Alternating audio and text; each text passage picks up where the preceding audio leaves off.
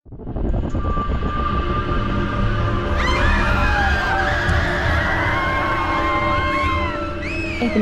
mas. Oh iya. Bentar, saya mas. Kok panas banget ya Allah. Hah? Masih. Badannya panas banget. Mbak, badannya Oh ya, bentar hangat. Oke, saya bentar. Minum please. Jangan. Garam. Saya mas, bentar. Aku tiba-tiba merinding cuy. Merinding cuy? Oh. Kuat. Oh jangan ngasih ambruk meneh, intinya jangan sampai kerasukan lagi, jangan ngalamun gitu istilahnya. Tapi nggak bisa. Tiba-tiba itu masuk di aku jatuh, aku teriak. Dan yang diceritakan sama Mas Miko, kalau aku cuma sampai setelah 3 hari after kemah, itu salah. Aku masih kerasukan sampai sekitar 2 tahunan. Itu setiap hari? Iya, setiap hari. Ngapain? Listriknya. Bonus. Gue? Oke, stop ya.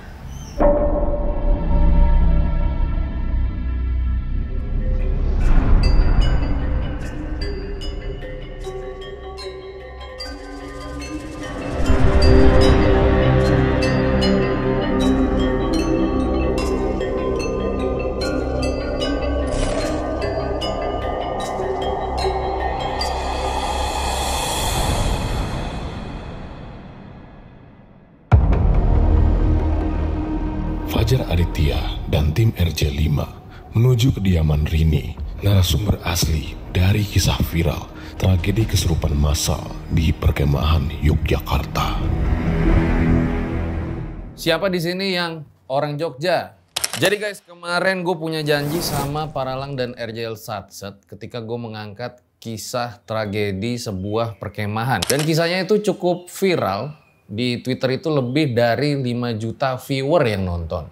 Sekarang gue udah sama Mas Wahid nih di rumah salah satu korban perkemahan terlarang. Halo Mas Wahid. Halo Bang Fajar. Gimana kabar Bang?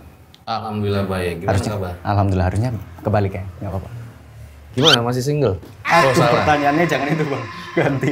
Jadi kita sekarang kan pernah berjanji gitu ya waktu akan itu sekitar datang setahun yang lalu ya? Betul, ke rumah korban.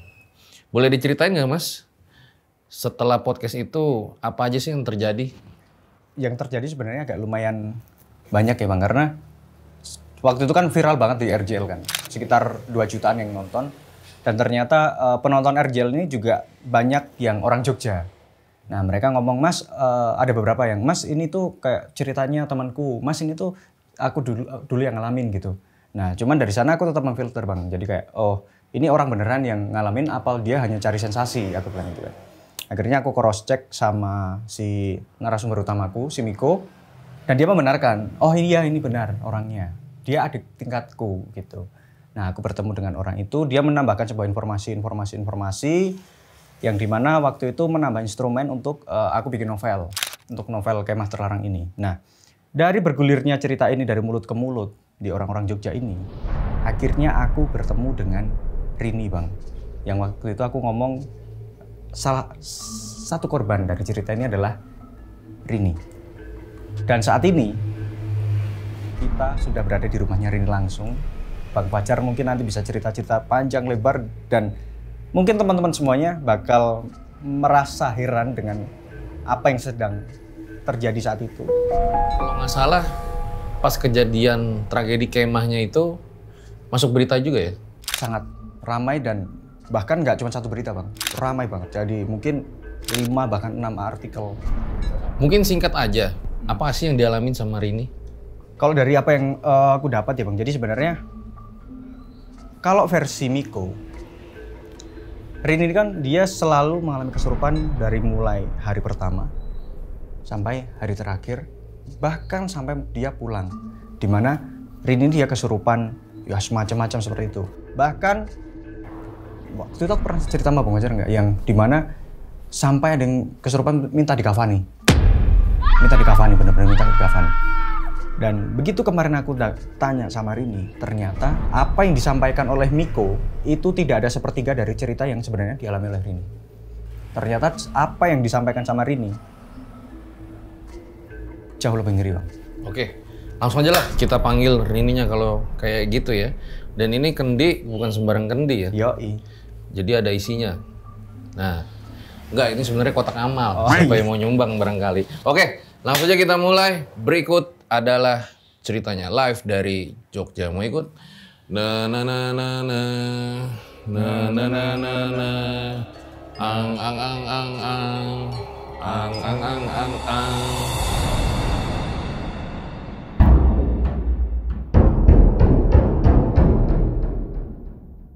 Ya, jadi guys, sekarang udah ada Mbak Rini.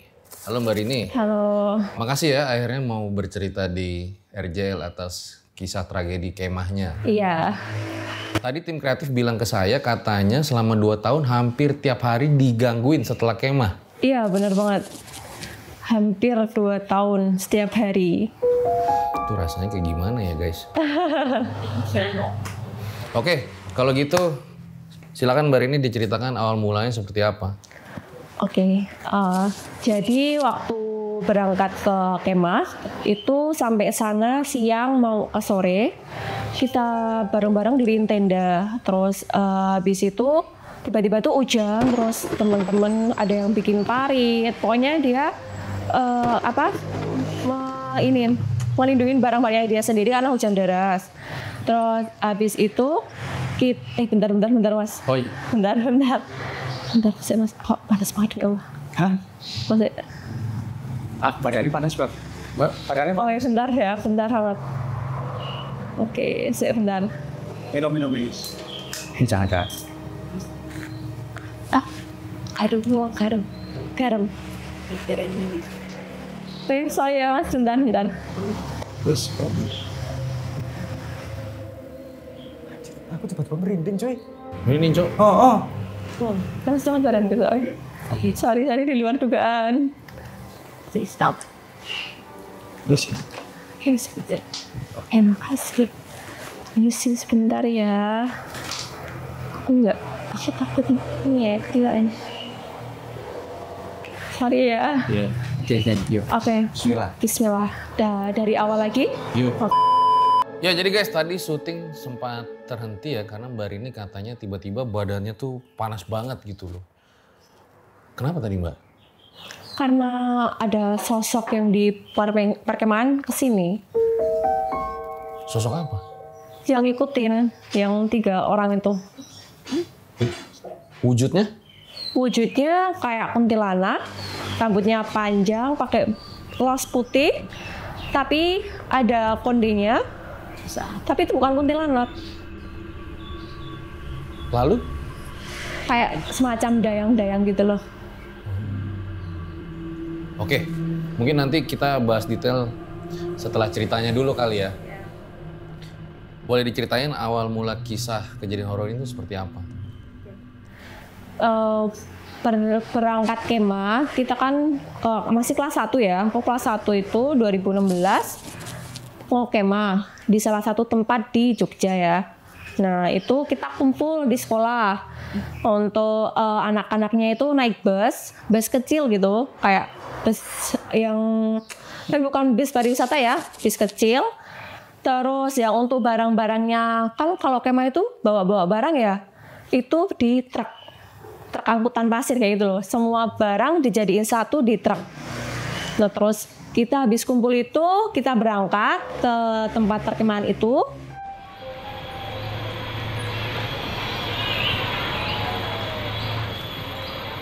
Sampai sana itu siang, kurang tahu jam berapa, tapi siang itu menjelang sore. Sampai sana kita turun, kita itu naiknya ke tempat bumi perkemahan itu kita jalan. Karena bisnya itu kalau naik tuh tanjakannya kan lumayan ini ya, tinggi ya. Terus habisnya sampai di atas, kita disuruh nurunin barang yang ada di truk. Barang-barang kita itu diturunin semua, gantian kan itu barangnya nggak cuma punya aku tok ya, itu punya banyak orang di situ teman-teman. Diturunin, habis nurunin barang-barang itu, kita langsung disuruh ngediriin tenda sama Dewan Ambalan. Nah itu kan kalau tenda itu tuh udah kayak dibagi per pos-posnya gitu loh.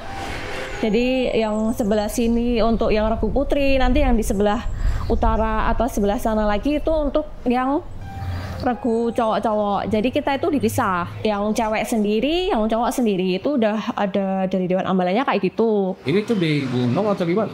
Itu tuh di tempat ada semacam gunungnya sih, kayak hutan-hutan gitu. Jadi itu tempatnya itu kayak di tengah hutan gitu. Kiri kanan tuh ada banyak pohon-pohon tinggi kayak gitu. Terus di sana juga ada beberapa tempat kayak pendopo, terus ada kayak apa itu pendopo kecil yang kayaknya dipakai buat sekretariat sama Dewan Ambalannya gitu. Taruh habis itu kan kita justru ndiriin tenda. Habis ndiriin tenda, belum mau selesai itu hujan, tiba-tiba tuh hujan.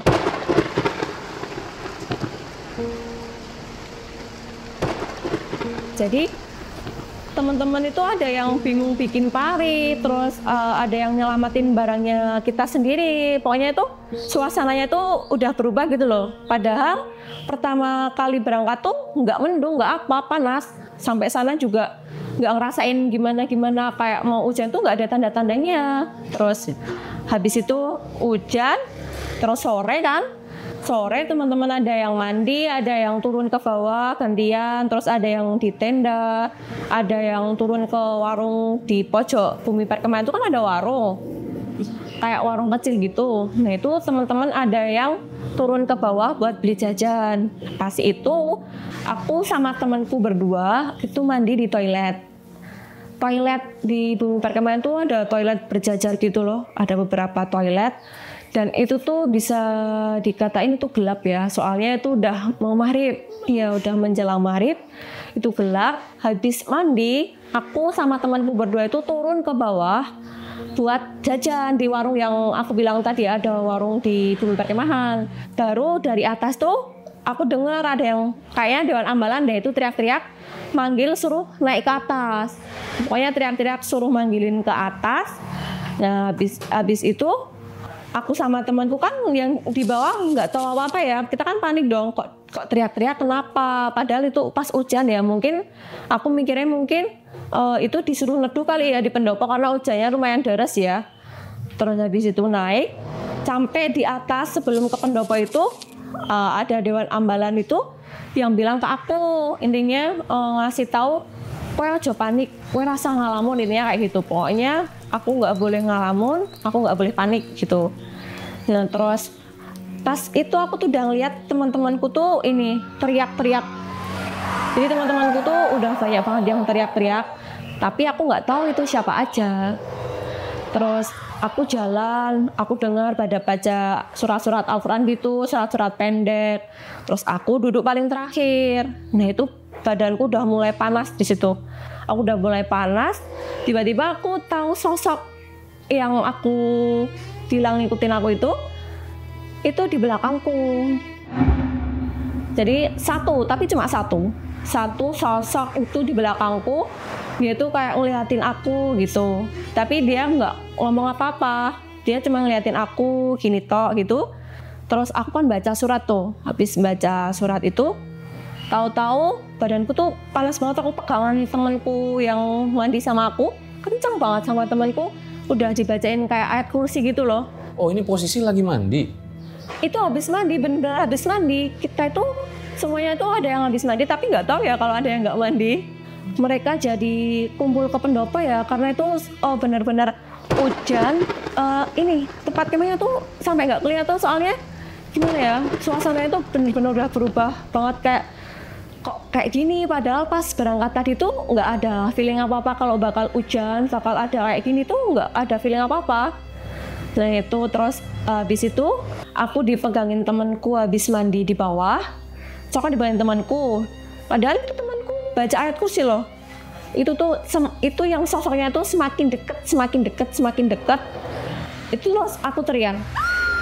Padahal itu sebelum aku teriak itu ya, teman-temanku yang lain tuh pada diem, pegangan tangan, doa. Pokoknya sama Dewan Ambalan tuh disuruh genggaman tangan, terus disuruh baca doa sebisa-bisanya mereka gitu loh. Nah itu aku udah ngeliat teman-temanku ada yang teriak, terus dibopong, dipindah ke tempat lain. Terus aku juga ngeliat ada yang lihat juga salah satu temanku itu loncat-loncat gitu loh, kayak dia kerasukan pocong. Iya. Tapi aku tuh ngeliatnya dari kejauhan loh, soalnya aku di pendopo paling belakang sendiri, benar-benar paling belakang. Aku tuh datang ke pendopo tuh paling akhir. Makanya yang depan itu udah keisi semua siswa itu. Aku cuma ke bagian di belakang. Itu lihat temanku itu dan teriak-teriak. Benar-benar teriak-teriak. Habis itu aku ngeliat temanku dari kejauhan ada yang loncat-loncat, teriak-teriak pada dibopong. Aku udah mikir, ojo ngasih mlebu nang awakku, jangan sampai masuk ke tubuhku. Soalnya itu yang sosoknya itu benar-benar udah makin deket di aku, benar-benar jaraknya tuh cuman nggak bisa nempel gitu loh, benar-benar di belakangku. Dan ternyata pas temanku baca surat tuh, itu masuk di aku. Aku langsung teriak. Terus aku terakhir dibopong dibawa ke sekretariat Dewan Ambalan.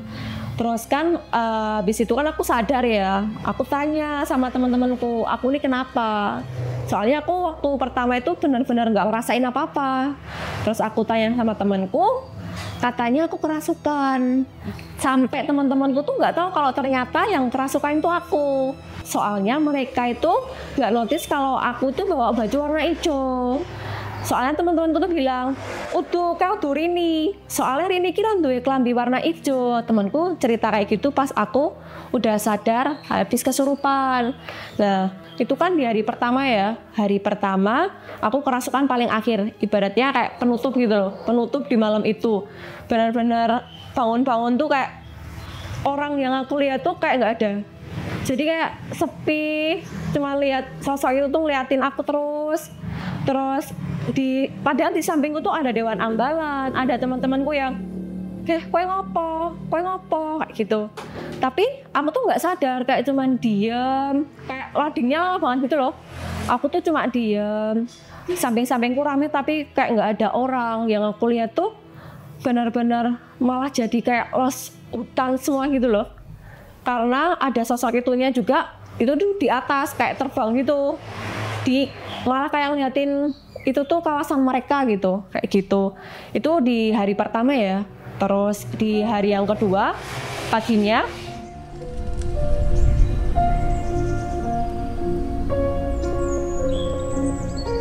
terus di hari kedua itu kan kalau kemah gitu, pramuka gitu kan ada kegiatan kayak jelajah alam gitu ya.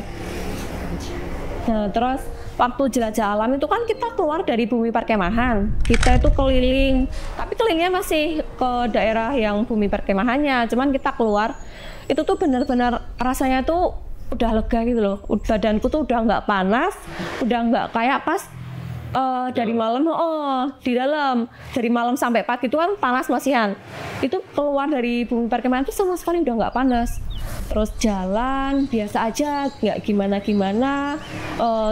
Terus kita juga jawab-jawab pertanyaan yang dari Dewan Ambalan. Biasanya kan ada pos-posnya gitu. Sampai di pos terakhir ada juga lagi yang ngasih tahu ke aku, intinya jangan ngalamun. Dan itu buat aku malah kepikiran dan ke-distract kayak apa sih gitu loh. Jadi malah akunya tuh tambah kepikiran. Sampailah jalan, baru mau dekatin gerbang, badanku tuh udah panas lagi, bener-bener udah panas. Aku cuma diem, sampai aku tetap jalan sama temenku, dikuatin temenku bilang, jangan ngelamun, kayak gitu. Wes rapopo, gitu. Aku tetap jalan sampai di depan gerbang, aku senderan. Jadi kan kayak laporan gitu ya, di depan gerbang itu. Aku senderan kayak gini di kayak tembok gitu. Nah itu tiba-tiba sosoknya itu tuh ada lagi. Dan aku tiba-tiba jatuh teriak di depan gerbang itu. Lagi-lagi hari kedua itu aku yang kesurupan pertama kali. Posisi siang padahal. Siang. Itu siang hari. Jadi hari kedua itu siang hari aku kerasukan pertama kali. Terus aku dibawa ke tenda sekretariat Dewan Ambalan. Baru aku sadar, terus aku tanya sama Dewan Ambalan, ternyata setelah aku kerasukan itu, ada temanku yang lain juga ikut kerasukan di hari kedua siang hari itu. Tapi aku nggak tahu itu siapa, cuman ada yang kerasukan. Setelah aku sadar, aku tanya sama Dewan Ambalan yang di samping-sampingku. Ternyata Dewan Ambalan itu bilang kalau ada yang kerasukan lagi setelah aku, tapi aku nggak tahu itu siapa. Banyak tuh. Enggak, kayaknya cuma beberapa aja waktu siang itu loh tapi. Nah terus pas itu aku kan langsung tanya sama temenku ya, satu tim yang serbu sama aku itu, aku ini kenapa kok bisa kesurupan lagi? Padahal pas jalan di jelajah alamnya itu nggak gimana-gimana. Nah ternyata temanku tuh bilang, aku juga nggak tahu, tiba-tiba aku tuh teriak katanya, aku teriak terus badanku berontak sekencang-kencangnya. Sampai di depan gerbang itu kan banyak batu-batu kecil ya, banyak batu-batu kecil. Aku tuh ditolongin di situ. Jadi ada yang naik ke badanku buat megangin tangan, kaki. Karena saking kerasnya aku ngeberontak, aku sadar itu kakiku sampai sakit, tanganku juga sampai sakit, susah digerakin. Itu yang hari kedua itu. Terus aku kan disuruh istirahat, aku istirahat. Yang lain itu nyiapin buat api unggun. Soalnya itu malamnya mau ada ini acaranya kan api unggun ya. Itu. Terus habis pas mau ke api unggun, itu tuh benar-benar makin malam, benar-benar kayak ada tiba-tiba ada angin datang gitu loh. Ada angin datang. Terus sosoknya itu lagi tuh ada lagi. Dan itu nggak cuma satu, nambah jadi 3 orang. Jadi kan pertama kan 1 ya, ada lagi 2, dan itu persis banget bentuknya, semuanya persis, bajunya persis semua, wajahnya juga sama persis. Mereka itu bertiga kayak udah nunggu gitu loh di atas itu. Dan lagi-lagi pas mau api unggun itu, aku tuh kayak nggak tahu kalau di sekelilingku tuh ada orang. Jadi benar-benar kayak aku tuh ngerasa sendiri, kayak aku tuh datengin hutan-hutan yang gelap gitu loh. Itu tahu-tahu aku bilang sama temenku, badanku panas, aku kuat gitu. Tapi sama temenku dikuatin, kan itu terus disuruh baris ya kita. Kalau api unggun tuh kan bikin barisan gitu ya, peregu. Itu temanku di barisan bilang, "Kowe kuat, jangan ngasih ambruk meneh, intinya jangan sampai kerasukan lagi, jangan ngalamun," gitu istilahnya. Tapi nggak bisa. Tiba-tiba itu masuk di aku jatuh, aku teriak.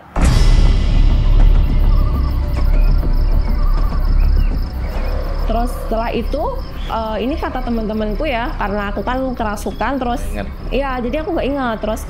Tapi aku sempat tanya sama teman-temanku, itu habis aku kerasukan pertama malam itu, jatuh semua kerasukan teman-temanku yang lain. Sampai ada yang cerita itu ada yang sampai nari. Temanku tuh ada yang nari sampai matanya putih. Terus di pipinya itu sampai ada tulisan salah satu nama Dewan Ambalan, tapi aku nggak tahu ya itu maksudnya apa. Sampai ada yang kayak gitu. Itu kata temanku, soalnya aku begitu kerasukan itu, aku langsung dibawa keluar ke balai desa. Terus istirahat di situ, tetap nggak bisa istirahat karena sosok itu gangguin aku di belakang. Ngikutin? Iya, ngikutin. Padahal jauh balai desa sih? Iya, padahal jauh. Itu sampai ngikutin dan benar-benar di sampingku semuanya, tiga-tiganya. Di situ, di sampingku semua. Aku tuh nggak bisa tidur sampai pagi. Akhirnya aku ditawarin pulang duluan bareng sama kelas KKO, kelas fisik olahraga. Pulang duluan bareng teman-teman KKO, teman-temanku yang lain aku nggak tahu pulangnya jam berapa, naik apa aku nggak tahu. Soalnya aku pulang duluan.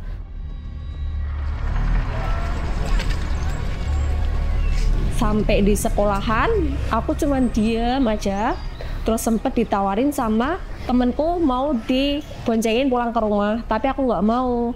Soalnya aku udah dijemput sama ayahku. Terus abis ayahku sampai di sekolahan, nah itu kan baru tanya kenapa. Soalnya kakiku kan jalannya agak pincang ya, karena saking kencangnya megangin waktu kerasukan itu.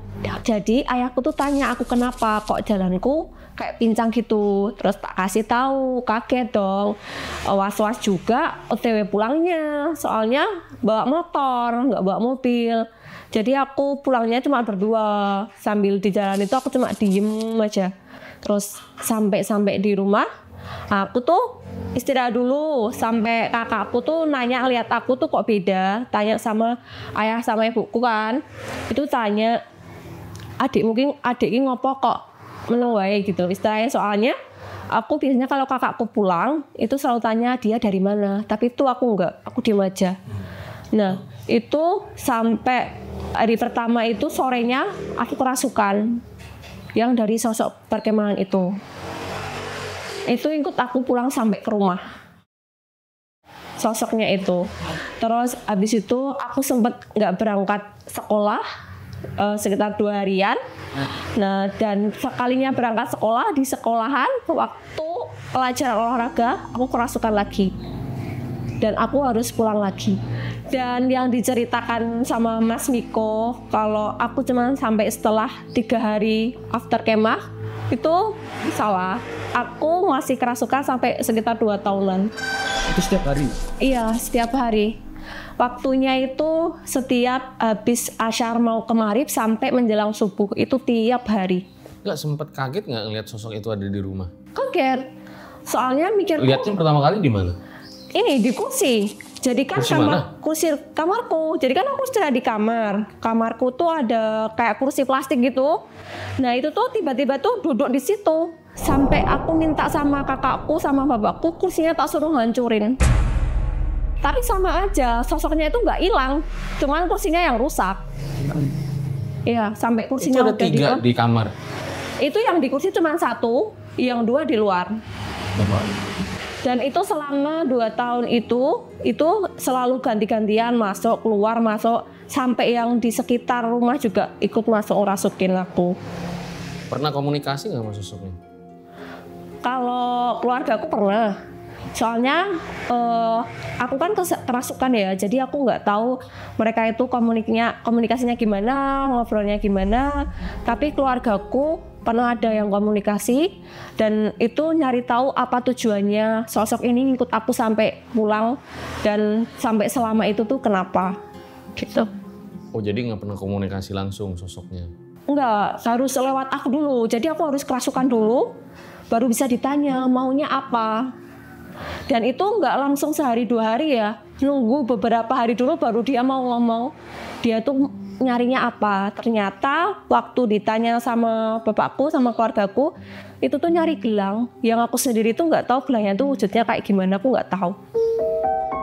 Oke, mungkin nanti yang gelang kita bisa bahas dari sudut pandang ayahnya ya, ayahnya Mbak Rini ya. Saya dengar juga katanya pas kesurupan di sekolah itu yang lain juga pada kesurupan. Ada yang bilang ya, tapi kan pas karena mbaknya nggak sadar. Iya, aku nggak sadar dan aku langsung dibawa pulang, langsung disuruh jemput. Jadi setelah aku pulang itu teman-teman ada yang rasukan kan, aku nggak sadar. Gitu. Padahal sebelum ini nggak pernah kesurupan ya? Enggak sama sekali. Melihat aja kalau ada sosok itu cuma sekilas, nggak bisa detail. Oh di situ ada, nggak bisa. Tapi setelah kerasukan itu malah jadi bisa tahu. Padahal sebelumnya juga nggak pernah yang namanya ketempelan itu nggak pernah. Katanya kan kalau hantu diomongin dia suka muncul. Sekarang muncul nggak? Ada ngikut sosoknya itu sekarang ada di selatan rumah. Jadi setiap aku ngomongin pembahasan soal sosok di bumi perkemahan yang ngerasukin aku ya, yang 3 itu dia selalu datang. Tapi udah nggak maksa untuk masuk lagi, cuman sekedar datang aja.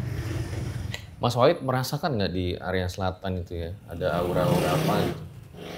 Apa aura-aura? Panas dari lightning, so. Panas dari Lighting. Oke deh, nanti mungkin kita langsung undang aja ya ayah dari Mbak Rini, mungkin sebelum pada akhirnya nanti kita akan ungkap bersama Mas Wahid. Sebetulnya apa yang terjadi dengan Rini? Langsung aja kita undang ayahnya Rini.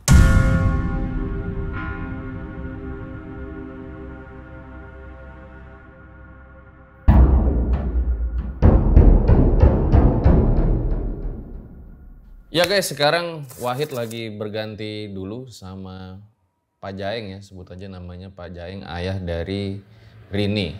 Tapi sebelum masuk ke Pak Jaeng tadi, sebelum berganti Rini sempat bilang, katanya di belakang gua ada yang ngikutin. Emang yang dilihat siapa Mbak? Sosoknya Iya. cowok. cowok gitu. Pakai ini Madura gitu, apa sih namanya? Madura, carok. Bukan, kalau di Jogja kan ini ya belangkon ya. Kalau di Masnya itu yang kayak sate-sate, tukang sate di Madura itu loh. Apa sih makainya? Oh iya, pokoknya inilah. Ikatnya gitu. Itu terus pakainya, tapi dia pakai bawahannya sorjan gitu. Cuman atasnya pakai ikat yang kayak Madura. Tapi nggak apa-apa, aman. Oh gitu. Iya. Berarti memang bisa melihat setelah dari perkemahan itu ya? Iya. Oke. Nah Pak, apa sih yang dialamin sama anaknya setelah kemah? Saya cerita dari saya jemput di sekolah ya. Itu waktu itu saya jemput sudah ditelepon. Kebetulan saya juga karena kok pulangnya kok awal. Nah, saya buru-buru langsung ke sekolah.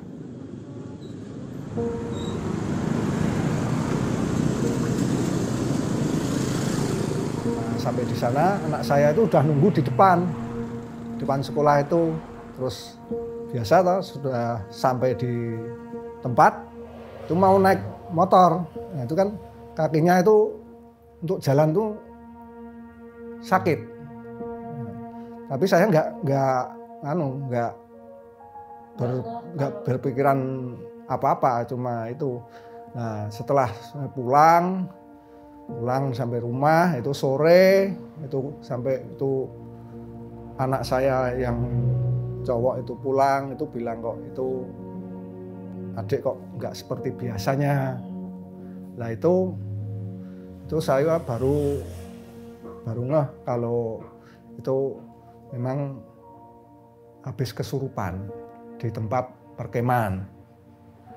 Nah, waktu pas sore hari itu dia pertama kesurupan itu di kamarnya dia itu lihat sosok perempuan yang duduk di kursi plastik gitu, di kursi plastik biru itu yang biasa untuk ditaruh di kamar. Bapak lihat?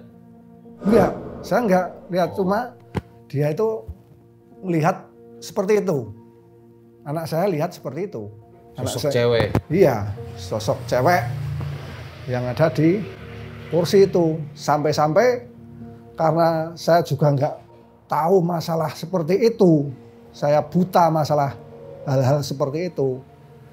Itu sampai anak saya yang cowok itu karena itu kursinya yang ditempati untuk duduk itu, sosok itu sampai dibanting, dibuang.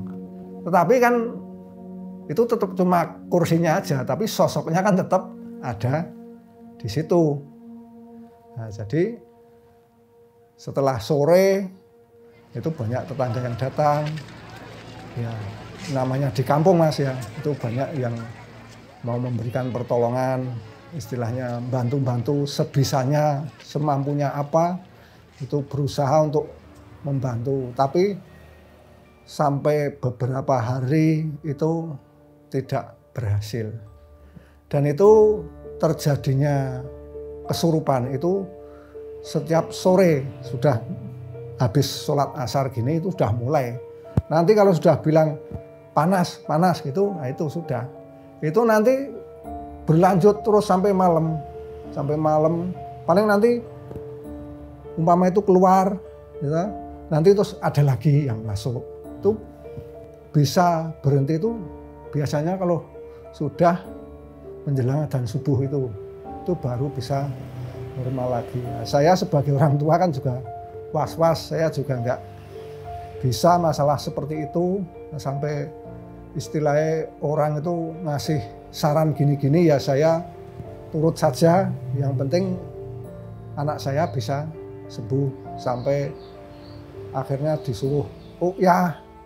Ruqyah udah pernah? Sudah pernah di salah satu tempat di kota Jogja juga. Terus gimana? Ya di sana itu ya pas di sana nggak apa-apa, maksudnya diapain? Ruqyahnya diapain? Ya dibacain doa-doa itu Mas. Nah itu sampai sana juga mutah-mutah itu, kalau orang di ruqyah kan biasanya sampai mutah-mutah. Bereaksi ya. Ya itu harapan saya setelah pulang dari situ sudah nggak ada masalah. Tapi ternyata Ya, itu masih berlanjut juga. Sampai waktu berlalu sekian hari, itu yang masuk ke anak saya. Itu kan kalau pas masuk, kita coba dengan istilahnya cara-cara yang halus. Istilahnya nggak dipaksa untuk keluar gitu. Yang penting kita tahu tujuannya apa toh, kok sampai ikut anak saya. Nah, itu sosok itu yang merasuki anak saya itu katanya mencari gelang.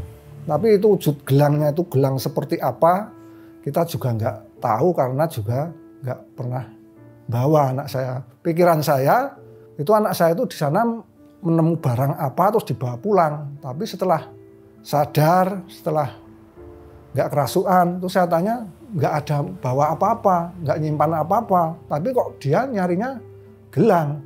Itu Bapak yang tahu si sosok itu nyari gelang dari mana? kan merasuk di anak saya. Nah, kita ajak komunikasi setelah beberapa hari, mereka itu kan lama-lama bisa diajak komunikasi. Awal-awal itu nggak mau komunikasi, cuma diam aja, taunya masuk itu aja. Kalau udah masuk ya udah, anak saya berontak sekuat tenaga, makanya sampai kakinya itu ditindih, kaki tangannya dipegang. Nah itu, tapi setelah lama sosok itu bilang itu kalau dia mau mencari gelang. Nah, tapi sudah kita setelah kita tanya, anak saya juga nggak bawa gelang itu, nggak pernah mengambil apapun yang di sana wujudnya gelang atau apa. Itu saya pas itu merasuk, itu kita menyampaikan. Karena kita juga dibantu sama teman-teman. Ada yang dari tetangga, ada yang istilahnya orang-orang yang Bisa. tahu, yang bisa seperti itu. Aneh juga ya. Iya. Nyari gelang apa ya? Nggak tahu itu gelang yang dimaksud itu gelang apa. Tapi setelah beberapa lama itu, mereka itu kita meyakinkan bahwa itu gelang itu nggak ada di sini. Coba kita bilang coba dicari tempat yang lain. Mungkin ada yang istilahnya senang usil atau apa. Nah, itu yang mengambil gelang itu. Nah, tapi sebagai ayah gitu ya, ngelihat anak kesurupan tiap hari selama 2 tahun tuh kayak gimana rasanya? Wah, ya stres Mas. Saya itu kerja masuk malam, kadang jam 2 itu pas kalau di bel itu saya pulang, kerjaan saya tinggal, nanti langsung balik lagi ke tempat kerja. Kalau sudah terkondisikan baru kita berangkat kerja lagi. Belum nanti kalau anak saya itu pergi sendiri, itu saya tetap was-was. Karena kita nggak tahu kalau itu apa nanti di mana itu bisa kerasukan atau apa gitu. Yang kita khawatirkan seperti itu. Nah, untungnya sudah lama kita terkondisikan. Itu yang apa yang ngikut dari sana, yang dari tempat perkemahan itu kan ada 3. Nah, itu lama-lama ya kita bujuk, kita rembuk persuasif, minta apa? Yang penting kamu jangan balik sini. Saat itu sesetres apa, Pak?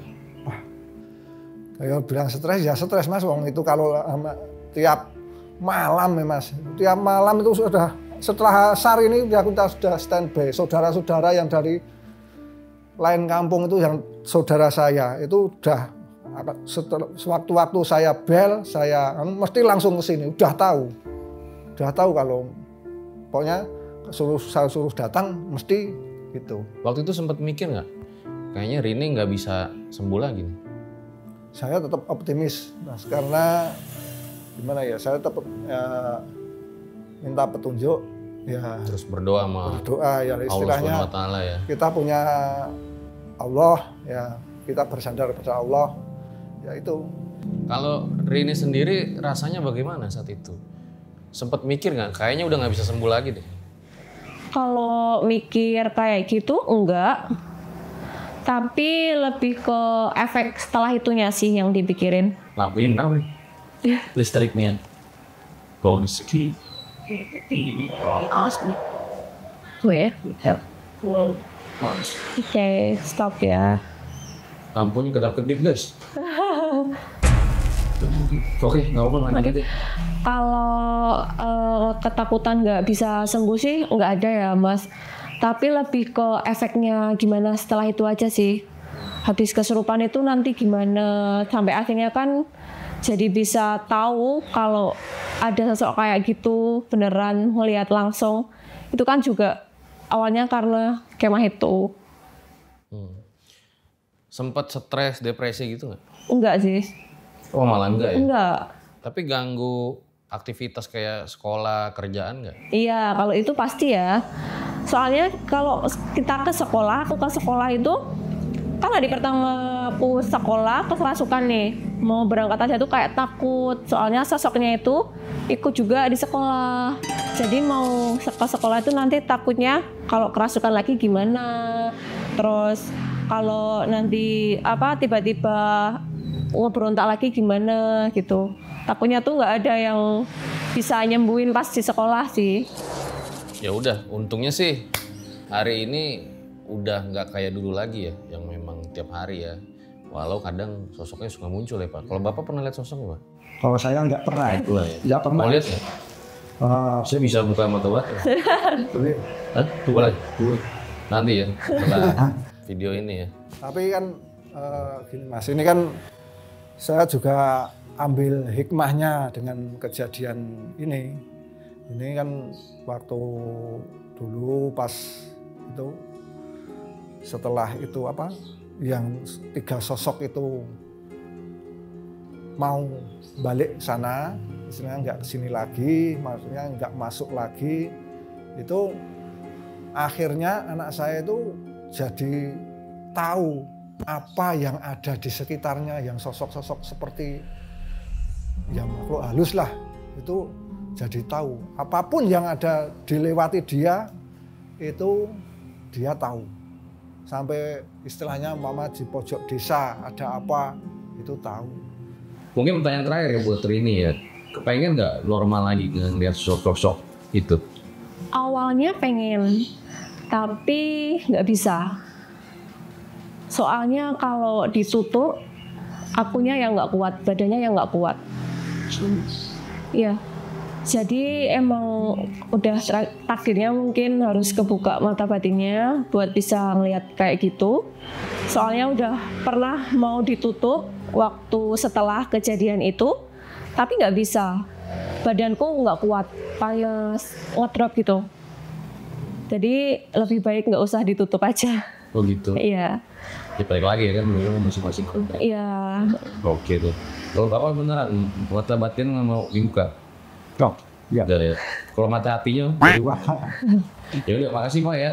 Ya mungkin dari saya atau dari Pak nonton bisa mendoakan aja supaya Rini mungkin bisa pulih total gitu ya dari kejadian setelah kemas. Makasih Pak. Nah mungkin setelah ini kita akan bahas sama Wahid dan satu bintang tamu. Sebetulnya gelang apa sih yang dimaksud sama Rini? Langsung aja jauh. Ya guys, karena kemarin Kemah Telarang itu kan viral ya di Twitter dan di RJL juga lumayan viral, makanya akhirnya jadi film bioskop nih. Kira-kira komisi buat gue berapa Mas Wahid? Waduh. Susah. Susah nih, memang kayak pelit memang dia nih. Nah hari ini juga gue kedatangan Zenia, seorang pemeran dari film Kemah Terlarang. Halo Zenia. Halo, Fisbam. Kamu berperan sebagai apa nih? Aku berperan sebagai Lydia. Lydia tuh dia Dewan Ambalan yang kalau tadi Rini ceritain tuh narik, ketua KKO. Yang matanya putih itu ya? Iya, terus narik dia. Bisa nari berarti? Gak bisa. Gak bisa. Mungkin boleh ada adegan nari nggak pas di filmnya? Ada. Oke, boleh ditunjukin sekilas nggak? Mungkin apa ya? Agak susah soalnya. Agak susah ya? Sampai berdiri kan. Oke. Iya ya. Mungkin dari Zenia boleh dijelaskan nggak tentang Kemah Telarang itu ceritanya seperti apa sih? Ya, sepengetahuan aku tentang anak-anak sekolah ya yang kemah di suatu suatu hutan, dan di situ ada Sebenarnya satu orang yang trigger itu semua terjadi, tapi ada orang lain juga yang tanpa ia sadari ia membantu untuk kesurupan massal itu terjadi, dan juga ada satu orang yang emang sensitif dan energinya nyambung dengan apa yang menjaga hutan itu. Jadi terjadilah. Mungkin saling keterkaitan satu sama lain. Iya. Cuman yang menjadi menarik adalah mungkin bisa dibilang hal pemantiknya itu jarang kita ketahui karena menurut kita ya itu nggak akan jadi masalah gitu. Dari hal sepele seperti itu. Tayang tanggal berapa, Bro?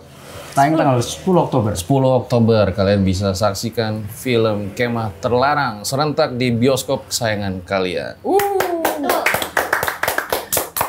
Gue agak males nih kalau nanya mainstream ya. Mungkin gue mau nanya sama Zenia. Gimana sih proses sampai akhirnya bisa terpilih jadi pemeran Lydia? Sebenarnya prosesnya itu aku cuma 1 kali casting doang. Cuma 1 kali jadi casting. Jadi kamu tahu ada pengumuman casting gitu? Iya, aku dipanggil terus aku casting, dan biasanya tuh kalau untuk layar lebar tuh bisa sampai 2 kali ya. Karena jadi kepilih berapa orang terus dicoba lagi gitu. Tapi ini aku sekali doang, datang sekali doang. Dan aku nunggu kabar ya sekitar hampir seminggu nunggu kabarnya. Dan jujur aku agak skeptis juga mau meranin Lydia, karena kan secara peran ini berat banget kan. Karena perannya ini, karakternya ini jauh banget dari aku aslinya. Jadi sehari sebelum aku ditelepon kalau ternyata oke, lock ya sebagai Lydia, aku ketindihan. Dan di saat aku ketindihan itu aku ngedenger sinden. Di sini aku ketindihannya mata aku tutup, jadi aku nggak ngelihat macem-macem. Dan aku ngedenger sinden, dan di situ aku ngerasa kayak waduh apa nih, tapi aku mikir mungkin aku kepikiran castingnya kali ya. Tapi gak taunya paginya malah ditelepon dan gak taunya aku lolos. Oh, ini ngagim gue suruh nyeting ya guys? Enggak. Ternyata memang pengalamannya seperti itu ya? Iya, kayak gitu. Itu pertama kali hal mistis di pengalaman aku tuh terjadi saat syuting Kemah Terlarang. Ini tuh hal pertama, pembukanya lah istilahnya, pembuka dari semua cerita gila yang nggak taunya terjadi ke aku dan ke anak-anak yang lain juga. Pas syuting ngalamin apa? Ada ngalamin nggak? Pas syuting ngalamin, sebelum syuting pas lagi pendalaman karakter juga. Ngalamin apa tuh? Disengin Wahid? Iya. Nah, lu mau bisa aja lu itu. Jujur aku feeling aku awalnya pas jadi gini ceritanya, pokoknya itu bukan cuman sekali aku ketindihan itu. Ketindihan aku denger sinden itu bukan cuman sekali. Jadi setiap hari aku ketindihan. Dan aku ngedenger sinden itu berulang-ulang kali. Dan di lokasi? Enggak, di rumahku. Sebelum reading? Belum mulai reading, baru dikabarin doang tuh tiap hari. Nah, gokil. Makin jadi lagi pas reading. Pas reading aku baca skrip. Nah di sini nih aku mau ngerasa kayak kenapa jadi aku yang ditindihin? Kalau baca skripnya Maya, karakter yang aku mainin tuh nggak ada interaksi atau sangkut paut apapun dengan hantunya gitu loh. Kok aku ditindihin mulu gitu? Ini beneran hantu dari film apa, dari tempat lain? Aku mikirnya kayak gitu kan. Akhirnya ya aku tutup mulut, makin gila lagi ketindihannya. Ada satu malam di mana posisinya aku habis potong rambut aku kan, untuk peran ini aku rambutnya pendek ya.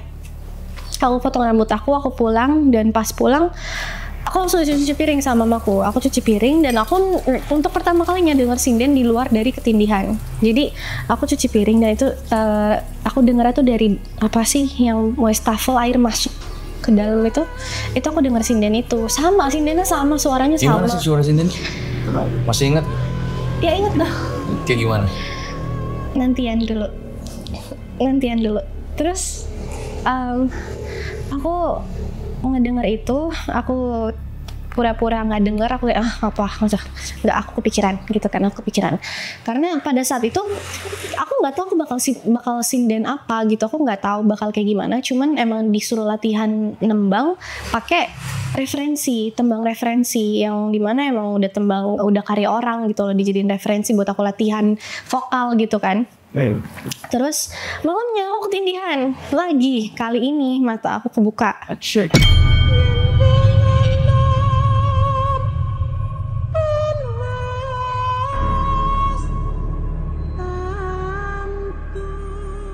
ngedenger sinden itu lagi, rasanya tuh tembok depan, belakang, kanan, kiri aku tuh rasanya tuh kayak jadi speaker gitu, loudspeaker teriak di telinga aku sinden itu.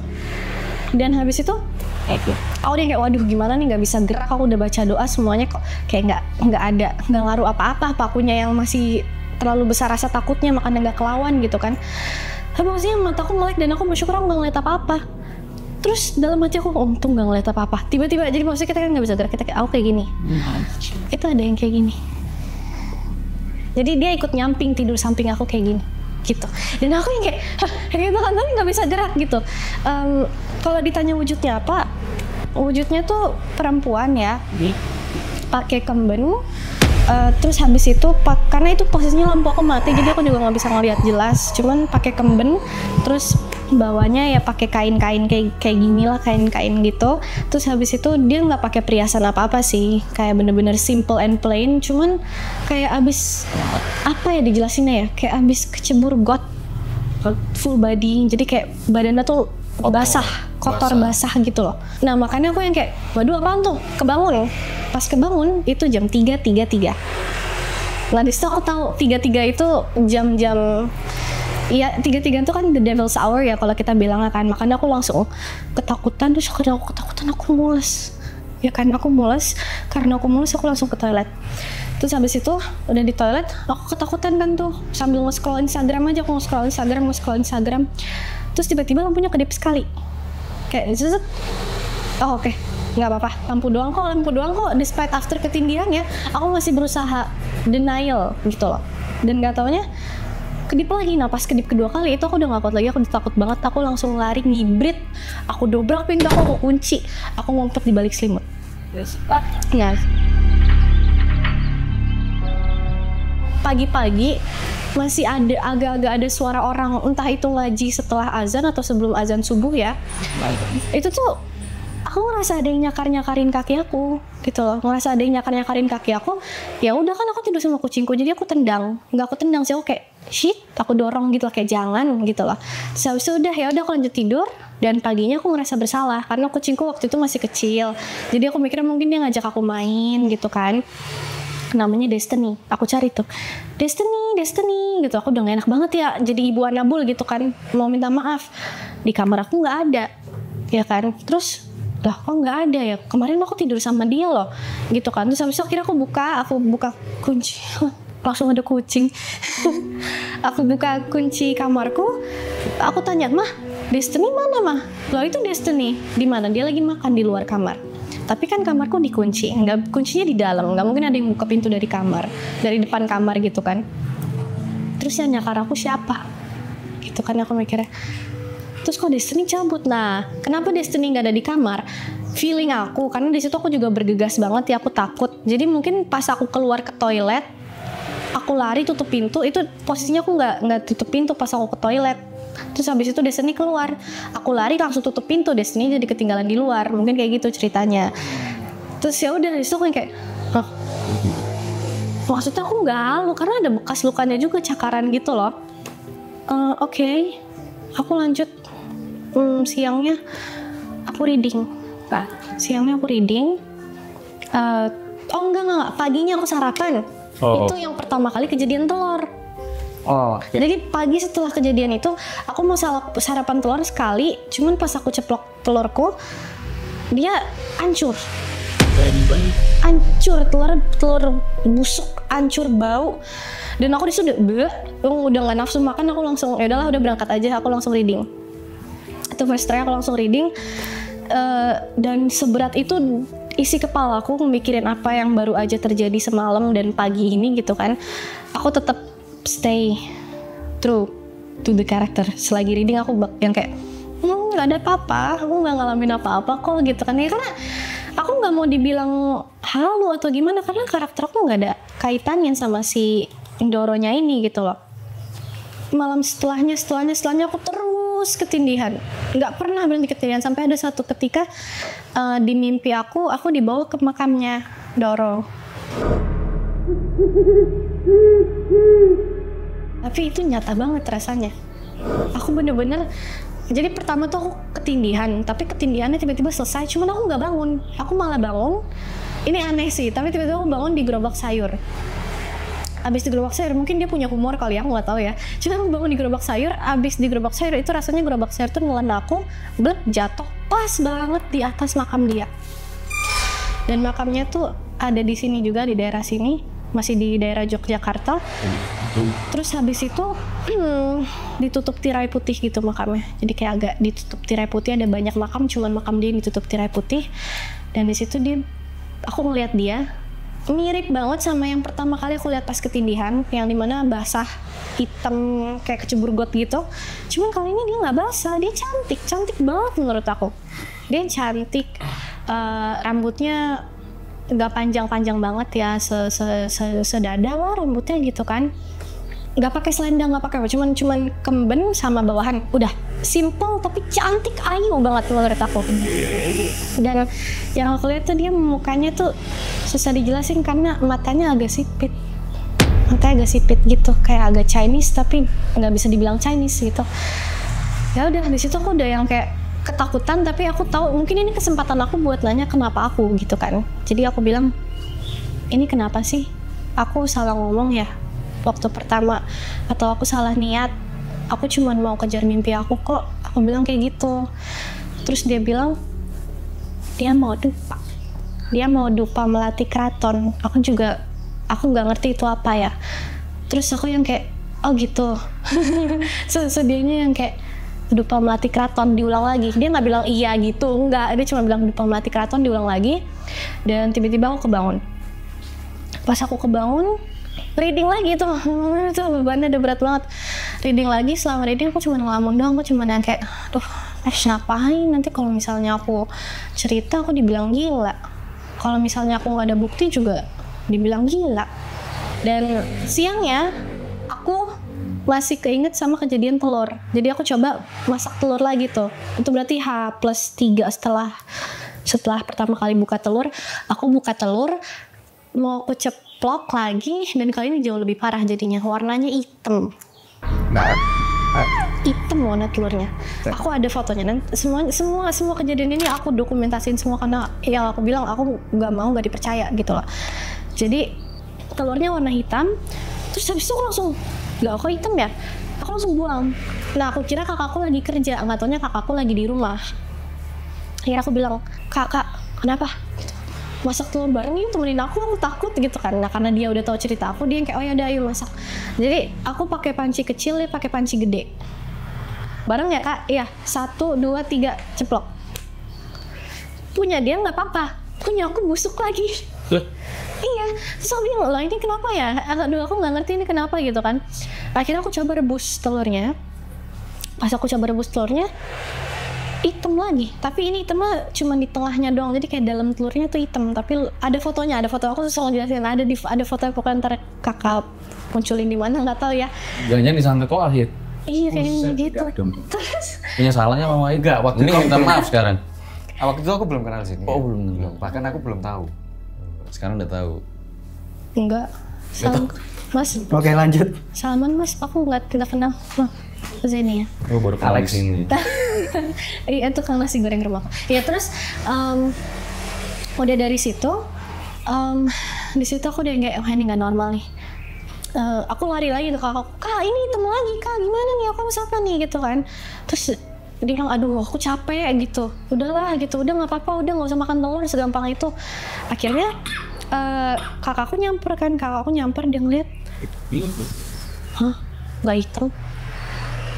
hitam, telurnya nggak hitam, kok nggak hitam ya? Terus kata kakakku, udah kamu jangan kebanyakan baca skrip, udah nggak usah gitu kan. Terus kataku, oh ya udah deh, ya udah. Nah ini ketakutan terbesar aku, untuk orang mikirnya aku tuh sugesti gitu loh, padahal yang semua yang aku rasain tuh nyata gitu loh.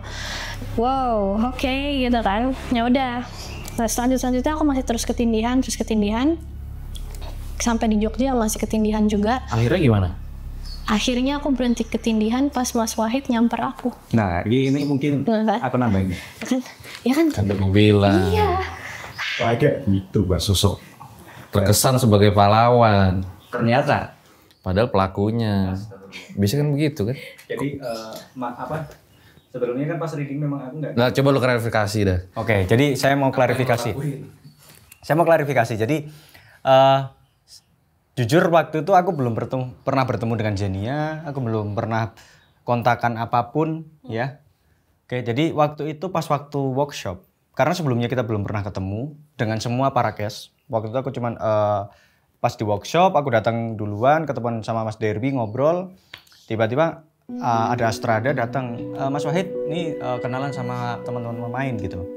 Nah waktu itu aku langsung nyari Lydia. Aku nggak ngomong Zenia, aku nyari Lydia karena karakter Lydia dalam cerita ini dia akan nyinden. Aku nyari namanya Lydia, yang jadi Lydia siapa? Aku bilang gitu kan. Anak-anak yang pada workshop tuh langsung pada kayak bengong gitu. Dia ngomong, aku Mas gitu. Dia langsung ngomong, aku Mas gitu. Nah, waktu itu aku berpikir untuk mentreatment, dalam artian untuk lagu sinden kan butuh treatment khusus. Nah, aku mau ngomong ke dia itu soal sinden. Oke lah, workshop hari itu. Dan yang bikin aku kaget apa bang? Kan di workshop itu Mas Derby latihan gamelan kan. Dia nyinden, aku kasih pegang skripnya. Di skrip kan nggak ada nadanya, tempo-temponya. Aku berpikir, oh dia bakal istilahnya baca secara monolog aja, datar gitu. Yang penting tahu tempo-temponya. Zenia nyanyi, nadanya udah sama seperti apa yang kita rekam. Jadi lagu itu original. Yang bikin itu kita bertiga. Jadi waktu itu aku, kakakku itu dia seorang dalang dibantu sama band. Band itu dia acting coach. Nah waktu itu kita bikin lagu itu buat original buat film ini. Otomatis nggak ada di luar sana. Nah pas dia nyanyi sama. Padahal lagu itu dibuat 14 hari kalau nggak salah sebelum syuting. Nah kagetnya kayak apa bang? Aku berpikir wah ini Zenia butuh perlakuan khusus untuk si lagunya ini. Cuman pas begitu dia ngomong, Mas, aku tuh udah denger lagu ini sejak 2 bulan sebelum aku syuting. Itu nggak make sense-nya di situ. Nah itu jujur aku kan karakter skeptis bang. Aku jujur aku orang skeptis dalam artian ketika ada sesuatu hal yang bagiku nggak make sense, itu aku akan cari secara logika dulu. Baru memang kalau nggak bisa dijelaskan secara logika, baru aku akan ngomong kayak, oh ya udah ini berarti aneh nih. Iya, bagus nih. Ini RJL begini nih. Aku berpikir seperti itu karena di luar sana orang itu berpikir kayak penulis horor ataupun konten kreator horor pasti dia indigo, dia sok-sokan indigo dan sebagainya. Aku akan memahami itu karena bagiku adalah ketika kita bisa menelaah secara luas dulu, kita setidaknya memakai akal kita gitu. Nah begitu kita kok nggak make sense, nggak bisa nyambung sama logika, ya udah berarti memang itu faktor yang nggak bisa kita jelasin gitu. Nah itu kejadi di film ini. Oke, ini mungkin terakhir Mas Wahid ya. Ya. Kan tadi pada nanya tuh, gelang tuh gelang apa sih yang katanya harus ditemukan Rini gitu? Sebenarnya itu aku baru tahu ketika aku bertemu dengan Rini soal gelang itu. Cuman entah kenapa gelang itu selalu diminta gitu kan. Nah dari versi Rini katanya ada salah seorang anak yang mengambil gelang itu. Gelang dari tempat bumi perkemahan itu. Yang dianulir itulah mungkin entah pusaka di sana atau apa. Cuman aku nggak tahu soal itu. Karena memang menurutku yang itu tuh kan kayak apa nih gitu kan. Waktu itu belum aku cari secara penuh. Cuman yang membuat aku menarik itu gini bang. Kalau di film ini itu kan aku menggambarkan ada juga mustika. Ada benda gaib gitu kan. Secara tidak langsung itu nyambung dengan ceritanya versi Rini. Padahal waktu itu aku belum tahu. Cuman mungkin bisa beda bentuk ya. Tapi secara alur ceritanya mirip. Dan itulah yang dianulir adalah sebab dari Rini kesurupan. Secara versi cerita orang tuanya. Cuman waktu itu aku belum tahu soal ini. Makanya masih aku cari lagi. Makanya kayak Master Larang ini kalau dibilang selesai, belum selesai. Karena tadi seperti yang Rini bilang di awal, tadi Bang Fajar sempat ngobrol, dari apa yang disampaikan Miko, itu belum ada 3/4, mungkin sekitar 3/4 dari cerita yang seluruh dari cerita Rini. Karena menurut Miko dan teman-temannya, Rini ini kesurupan 3 hari kan Bang? 3 hari. Sedangkan versi Rini, dia selama 2 tahun kesurupan terus. Panjang ya. Oleh karena itu, Kemah Terlarang ini belum selesai sampai sini. Begitu. Iya, makanya saya bilang tadi, part 2-nya nanti ganti judulnya. Gorong-gorong terlarang. Waduh. Oke dah, kita akhiri di situ saja. Jangan lupa teman-teman, Paralang RJL Satset tonton tanggal 10 Oktober 2024 di bioskop. Oke, gue akhiri perjalanan gue dari Jogja. Gue Fajar Aditya, RJ5 undur diri, ambil baiknya bom buruknya. Dengan ada kisah-kisah seperti ini, jangan malam menjadikan kalian takut. Akan tetapi kan harus semakin yakin dan percaya dengan kebesarannya. Ambil nilai-nilai moral yang ada dari cerita ini. Ciao.